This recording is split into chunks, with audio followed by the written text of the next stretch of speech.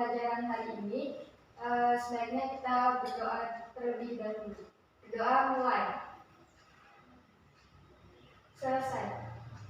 Baik, hari ini kita akan belajar tentang rendah hati. Ya, sebelumnya saya mau menjelaskan terlebih dahulu metode yang akan diajarkan dalam pembelajaran hari ini, yakni metode problem based learning. Yang mana problem based learning ini adalah pembelajaran yang berbasis masalah. Berarti tujuan pembelajaran ini yakni untuk kalian dapat mengidentifikasi suatu masalah yang terkait dengan rendah hati. Baik, kita masuk ke materi. Sebelumnya ada yang tahu tidak rendah hati itu apa? Saya, Bu. Iya. Rendah hati itu tidak sombong, Bu. Iya. Ya, memang betul rendah hati itu tidak sombong. Rendah hati juga bisa kita katakan sebagai tawadhu, karena kan manusia itu bisa menempatkan dirinya itu lebih rendah di hadapan Allah Subhanahu wa Ta'ala. Dan biasanya orang yang rendah hati itu bersikap sederhana dan juga lebih tenang dalam hidupnya. Baik, kemudian saya ingin kalian mencari satu saja contoh dalam kehidupan sehari-hari tentang rendah hati. Saya, Bu. Ya.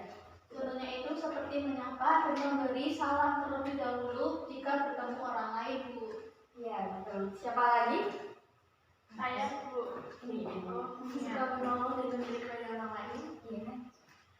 Kemudian menghargai orang lain. Iya. Dan saya, Bu. Tidak membeda-bedakan teman. Ya, benar. Semua jawabannya benar.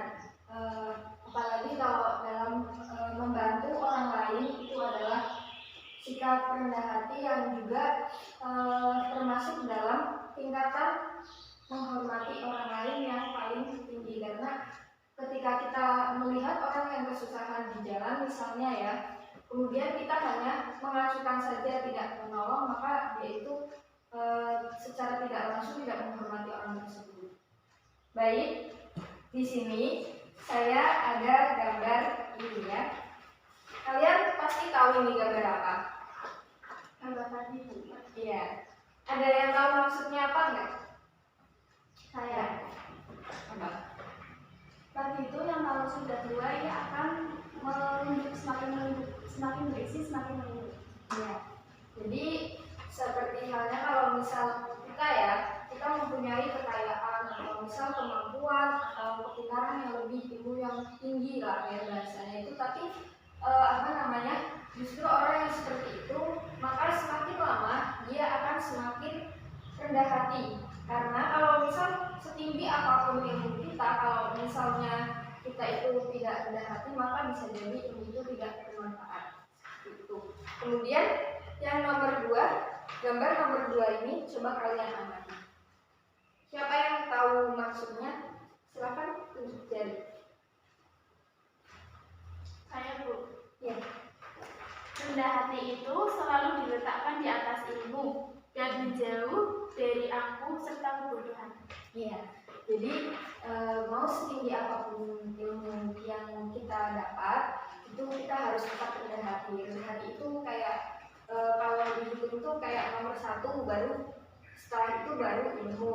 Jadi ketika kita punya rasa rendah hati yang tinggi, lebih tinggi daripada ilmu, maka ilmu itu akan bermanfaat dan sehingga kita akan terjauh dari rasa sombong atau angkuh dan juga dari kebodohan. Baik, sekarang Ibu mau kalian membagi 2 kelompok. Ya, mulai digeser.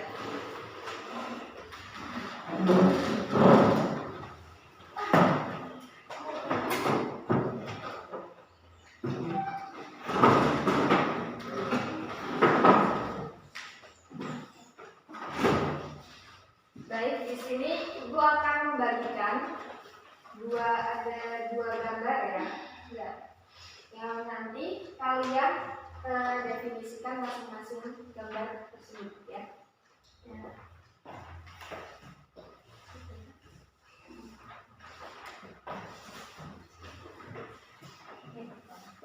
Nanti bisa salah satu dari kelompoknya, perwakilan dari kelompoknya maju ke depan untuk mempresentasikan hasilnya.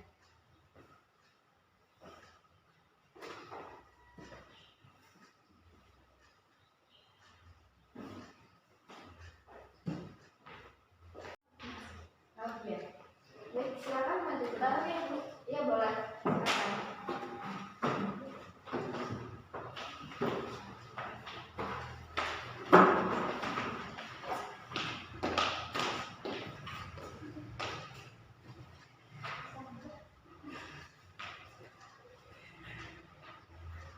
Assalamualaikum warahmatullahi wabarakatuh. Waalaikumsalam warahmatullahi wabarakatuh. Jadi di sini kelompok kami akan mempresentasikan gambar yang sudah Ibu berikan. Menurut saya yang gambar ini ya, yang gambar pertama itu, ya, yang gambar pertama itu ada Ustadz sama santrinya. Seorang kiai atau ustadz bertemu dengan santrinya dan santri tersebut bersalaman dan merendahkan posisinya di depan Pak Kiai atau Pak Ustadz tersebut, dan Pak Kiai pun menutup punggungnya. Maksudnya yakni kita juga harus bersikap merendah kepada Pak Kiai. Nah, yang kedua itu ada gambar anak kecil yang sedang memberikan uang kepada pengemis seperti ini. Nah, itu yang termasuk rendah hati karena dia mempunyai sikap yang suka memberi kepada orang yang membutuhkan. Selanjutnya yang C itu gambarnya seperti ini. Itu anak kecil yang menawarkan bantuan kepada seorang kakak-kakak dan sedang kesulitan. Dalam hal ini anak tersebut suka menolong ketika orang lain yang membutuhkan pertolongannya. Terima kasih. Wassalamualaikum warahmatullahi wabarakatuh. Waalaikumsalam warahmatullahi wabarakatuh.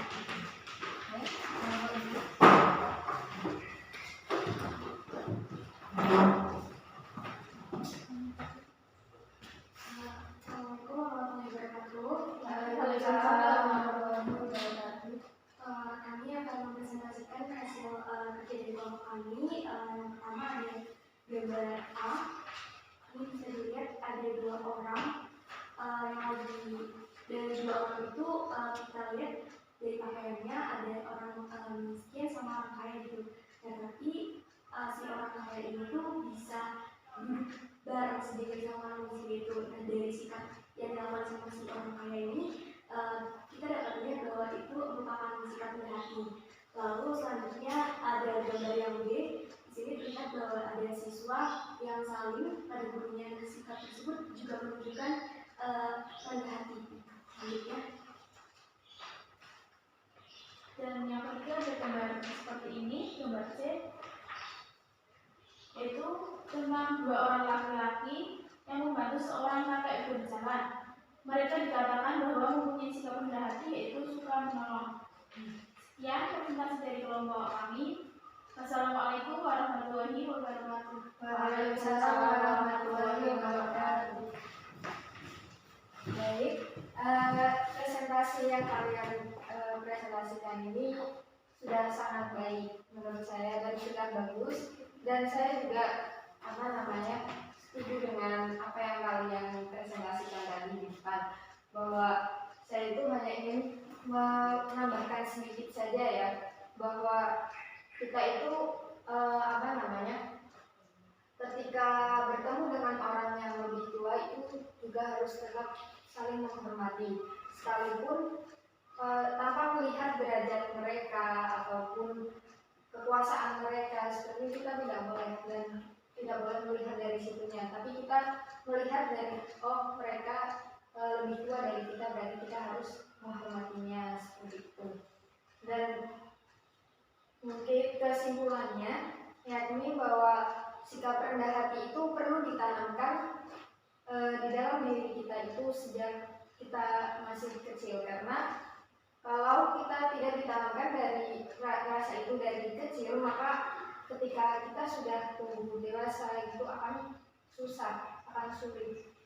Dan sikap rendah hati ini juga bisa membuat hidup kita lebih tenang dan tidak memikirkan orang lain, gitu. Tidak membuat kita iri kepada orang lain, karena kadang kan kalau misal kita kalau misal kita sombong gitu, kita ingin ke yang lainnya ada yang lebih dari kita ingin yang lebih dari mereka, dan akhirnya kita timbul sifat rasa sombong seperti itu. Dan mungkin sekian materi yang dapat Ibu berikan pada hari ini.